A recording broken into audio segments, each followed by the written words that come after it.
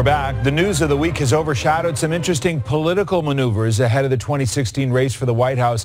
Potential candidates were out in early voting states this week signaling their intentions, and some new polling provides interesting insights into the race.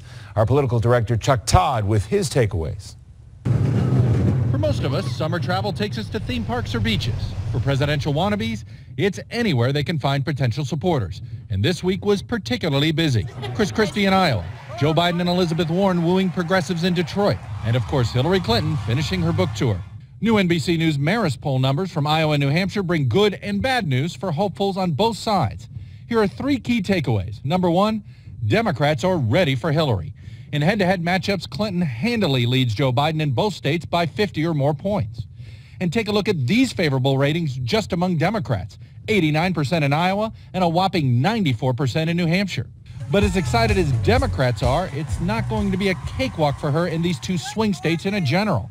In head-to-head matchups with 6 potential Republicans, Jeb Bush, Ted Cruz, Rand Paul, Marco Rubio, Scott Walker, and Chris Christie, the race tightens substantially. While she's tied or leads all of them, she didn't do any better than 51% against anybody. The Republican that runs best against her, Kentucky Senator Rand Paul. And that's our second key takeaway.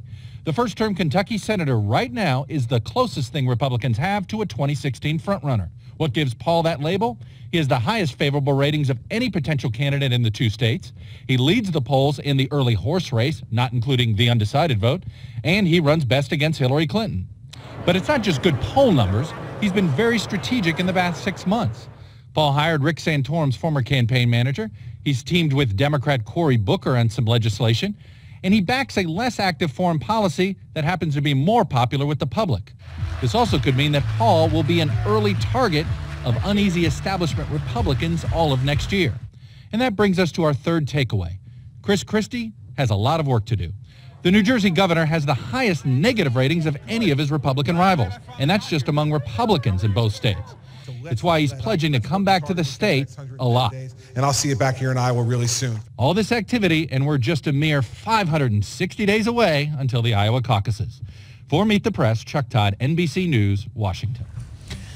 We're back with our roundtable to talk about the politics of the moment, which is still a long way away from 2016, but they're still so engaged. Jason Riley, I want to pick up on Chuck's point about Rand Paul.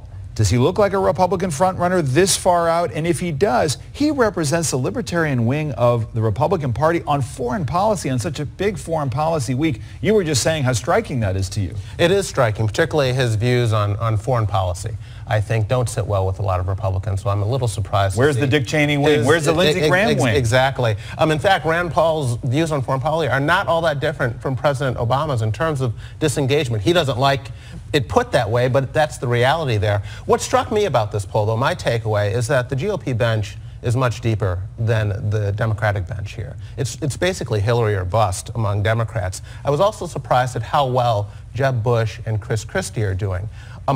In Republican circles, there are deal-breaker issues there, supposedly on immigration with Jeb Bush and on, moderation on climate change and gun control with Chris Christie. Voters seem to be telling pollsters otherwise, which is interesting. Here's what's going to happen. President Obama right now, as we were talking about earlier, is channeling the American public and looking weak. Rand Paul is channeling the American public, even a big part of the Republican sentiment. But now we're going to see the Cheney wing of the party make him look weak. That is going to happen. Yeah, interesting. The other piece of this is where Hillary Clinton stands on foreign policy. She might have been a big guide to President Obama and his views. If he looks too uncertain in his foreign policy, does that hurt her? Well, I don't know that the American public right now is looking at foreign policy. They usually, even especially in midterm elections, but even right now thinking about the presidential elections, their number one concern still is the economy. And I think that's the bigger problem for Hillary Clinton right now, is that she's going to have to come in the wake of the Obama presidency. His approval ratings obviously quite weak right now. His handling of the economy quite weak. And there's no sign right now that the economy is going to suddenly catch fire by the time we hit 2015.